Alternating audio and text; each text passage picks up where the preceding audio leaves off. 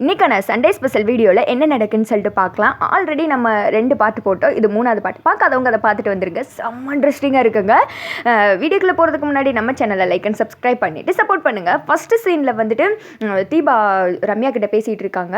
நான் உனக்கு அப்படி என்னடி துரோகம் பண்ணே சொல்லு, எதுக்காக என் வாழ்க்கையில் இப்படி விளாண்ட, எத்தனையோ டைமு என் ஹஸ்பண்ட் உன் கம்பெனியில் வேலை பார்த்தப்ப நீ வீட்டுக்கு வந்திருக்க, அப்படி இருந்து என் ஹஸ்பண்ட் இவர் தான் சொல்லிட்டு தெரிஞ்சும் இவரை நான் வந்துட்டு ஃபோட்டோவில் பார்த்தப்ப அடையாளம் தெரியலன்னு சொன்னேன். நான் கூட வெகுளித்தனமாக அதை நம்பிட்டேனேடி. அண்ணியும் அக்காவும் எவ்வளோ டைம் உன்னை பற்றி சொல்லியும் நான் உன்னை விட்டு கொடுக்காம இருந்தேன், எதுக்கடி இப்படி பண்ண அப்படின்ற மாதிரி சொல்ல, எல்லாம் உன் புருஷை காட்டி தான் அப்படின்ற மாதிரி சொல்ல எல்லாருமே வந்துட்டு அப்படியே ஒரு மாதிரி முறைச்சி ரம்யாவை பார்த்துட்டு இருக்காங்க. ஆனந்த் அருண் எல்லாமே பயங்கரமாக திட்ட ஆரம்பிச்சிடுறாங்க. ரம்யாவை பிடிச்சி போது நிறுத்துங்க, என்ன எல்லாம் ரொம்ப ஓவராக தான் பண்ணிட்டு இருக்கீங்க, கார்த்தியை நான் விரும்ப ஆரம்பிச்சிட்டேன், முதல்ல எங்களோட மீட்டிங் வந்துட்டு மோதலில் தான் முடிஞ்சு, அடுத்தது காதலில் ஸ்டார்ட் ஆகிடுச்சு, அது மட்டும் கிடையாது, கார்த்திக்காக நான் என்ன வேணால் செய்வேன், நீலாம் கார்த்திக் கொஞ்சம் கூட பொருத்தமே கிடையாது, வெளியில் அவரோட உன்னால் போக முடியுமா, நாகரிகமாக தான் 4 வார்த்தை இங்கிலீஷில் பேச முடியுமா, அவருக்கெல்லாம் நீ செட்டே ஆக மாட்டேன் புரியுதா அப்படின்ற மாதிரி சொல்ல, என்ன அவளோட புருஷனை அடைய நினச்சிட்டு அவளையே வந்துட்டு இந்த மாதிரி பேசிகிட்டு இருக்க அப்படின்னு சொல்லிட்டு மீனாட்சி மைதிலி திட்டுறாங்க. இங்கிட்டு வந்துட்டு தீபாவோட அம்மா அப்பா சொல்கிறாங்க, ஏமா உனக்கு கொஞ்சம் கூட அறிவே இல்லையாம்மா, வேற ஒருத்தன் புருஷனை அடைய நினச்சிட்டு இப்படிலாம் பேசிகிட்டு இருக்க, உனக்கு தான் வேற மாப்பிள்ளை நிச்சயம் பண்ணியிருக்காங்கல்ல, அவரை கல்யாணம் பண்ணிட்டு சந்தோஷமாக இருக்க வேண்டியது, இதெல்லாம் ஒரு பொழப்பாமா, படித்த பொண்ணு பண்ணுற வேலையா இதெல்லாம் அப்படின்ற மாதிரி சொல்ல, தீபா வந்துட்டு உன்னை போய் நம்பினேடி அப்படின்னு சொல்லிட்டு கண்ணத்தில் பலார்னு அரைகிறாங்க. நீ பேசுறதெல்லாம் அமைதியாக நின்று கேட்டுட்டு இருக்க, என்னன்னா உன் ஃப்ரெண்டு தீபா நினைச்சியா, இப்போதான் நீ யாருன்னே எனக்கு தெரியாதுன்ற நிலைமைக்கு ஆகிட்டேடி, இங்கே பாரு என் புருஷனை வந்துட்டு என்கிட்ட இருந்து பிரிக்கவே முடியாது, அவருக்கு எப்போவுமே நான் தான், அவர்கிட்ட இருந்து என்ன பிரிச்சிடலாம் தானே இவ்வளோ வேலை பார்த்தேன், இனிமேல் நீங்கள் இருக்க தேவையில்ல ஜெயிலுக்கு போ அப்படின்ற மாதிரி சொல்ல, இங்கிட்டு வந்துட்டு ஒழுங்காக திருந்தி வாழ்றியா என்ன அப்படின்ற மாதிரி தீபாவோட அம்மா அப்பா கேட்டுட்டு இருக்க, அதுக்கு வந்துட்டு காட்டி சொல்கிறாங்க, அதுக்கெல்லாம் இப்போ சான்ஸே கிடையாது, ஏன்னா இவங்க பண்ண வேலை அப்படி என்ன பண்ணாங்க தெரியுமா, எல்லா உண்மையும் அவங்க அப்பாவுக்கு தெரிஞ்சிச்சுன்னா அவங்க அப்பாவே வந்துட்டு மருந்து கொடுத்து கொலை பண்ண பார்த்துருக்காங்க, நல்ல வேலை கரெக்ட் டயத்துக்கு நாங்கள் ஹாஸ்பிட்டல் கூட்டு போனதுனால அவர் உயிர் காப்பாற்றப்பட்டது அப்படின்ற மாதிரி சொல்ல எல்லாருமே வந்துட்டு ஷாக் ஆயிடுறாங்க. பெத்த அப்பாவே கொலை பண்ண பார்த்துருக்க, நீல ஒரு பொண்ணா அப்படின்ற மாதிரி இங்கிட்டு வந்துட்டு அருண் கேட்டுட்டு இருக்கு. அங்கிட்டு மைதிலி சொல்றாங்க, ஆத்தாடி ஆத்தா இப்பேற்பட்ட டேஞ்சரஸ் பெல்லோ நம்ம வீட்டுக்கு வந்துட்டு போனதெல்லாம் நினைச்சா எனக்கு கிடுகுருன்னு பதட்டமா வருதே அப்படின்ற மாதிரி சொல்லிட்டு இருக்க, சார் என்ன இன்னும் பார்த்துட்டு இருக்கீங்க, இவளை பிடிச்சி இழுத்துட்டு போங்க அப்படின்ற மாதிரி சொல்ல வேமா வந்துட்டு ரம்யாவை கூட்டு போக, ரம்யா வந்துட்டு எல்லாரையும் முறைச்சு பார்த்துட்டு கார்த்தியை வந்துட்டு ஒரு மாதிரி பார்த்துட்டு போறாங்க. எனக்கு என்னமோ ரம்யா வந்துட்டு இதோட போற மாதிரி தெரியல, அடுத்து வில்லங்கத்தோட திரும்பி வருவாங்க அப்படின்ற மாதிரி தான் தோணுது.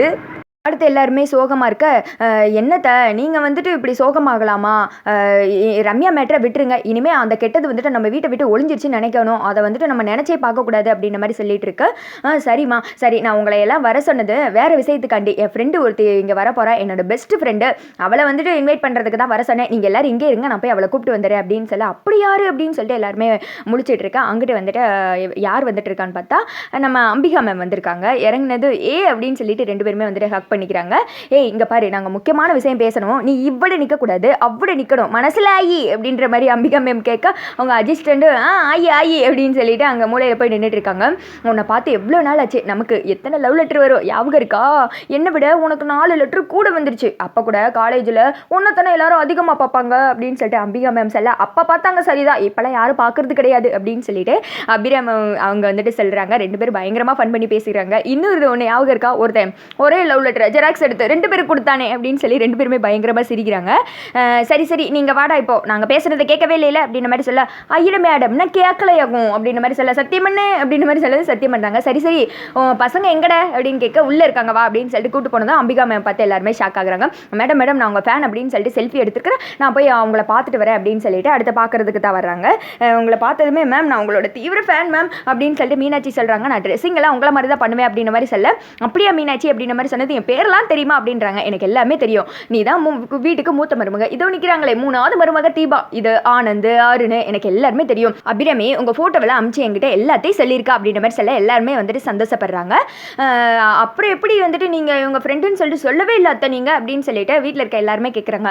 இவளோட ஃப்ரெண்டு சொன்னா நீங்க எல்லாரும் நம்பிடுவீங்களா, இல்லைன்னு சொல்லுவீங்க, அது மட்டும் கிடையாது, காலேஜ் டைம்ல பேசுனது அதுக்கடுத்து இவகிட்ட கான்டாக்டே இல்லாமல் போயிடுச்சு, அப்புறம் ஒரு நாள் வேற ஒருத்தவங்க மூலயமா நம்பர் வாங்கி சும்மா மெசேஜ் தான் பண்ணேன். அதுக்கடுத்து உடனே ரிப்ளை வந்துச்சு, நாங்கள் வந்துட்டு பேச ஆரம்பிச்சிட்டோம், அப்புறமேட்டி பார்க்கணும்னு சொல்லிட்டா. நான் கல்யாணத்தன்னைக்கு வான்னு சொன்னேன் அப்படின்ற மாதிரி சொல்ல, அது மட்டும் கிடையாது, நைட்டு ஃபுல்லாக நாங்கள் பயங்கரமாக அரட்டை அடித்தோம் அப்படின்னு சொல்லிட்டு அம்பிகா மேம் சொல்லி பயங்கரமாக எல்லாரையும் வந்துட்டு கிண்டல் பண்ணி கலாய்க்கிறாங்க. அடுத்து வந்துட்டு அந்த இடத்துக்கு கார்த்தி வராங்க. என்ன கார்த்தி ஹீரோ, நான் யாருன்னு தெரியுதா அப்படின்ற மாதிரி சொல்ல, மேம் அப்படின்றாங்க. மேம்லாம் கூப்பிடக்கூடாது, நான் உங்கள் அம்மாவோட ஃப்ரெண்டு, என்னை ஆண்டின்னு தான் கூப்பிடணும் அப்படின்ற மாதிரி சொல்ல, புது மாப்பிள்ளை நல்ல ஜோராக இருக்க வேண்டாமா, ஆட்டம் பாட்ட கொண்டாட்டன்னு இனிமே தானே களைகட்ட போகுது அப்படின்ற மாதிரி அம்பிகா மேம் சொல்ல, ஏய் உனக்காண்டி தானே அங்கே காத்துட்டு இருந்தோம், நீ வந்ததுக்கு அப்புறம் தான் எல்லாமே நம்ம செலிப்ரேட் பண்ண போகிறோம் அப்படின்னு சொல்லிட்டு சந்தோஷமாக பார்த்துட்டு இருக்க. அதோட பார்த்தீங்கன்னா இந்த பாட்டு முடிஞ்சிடுது.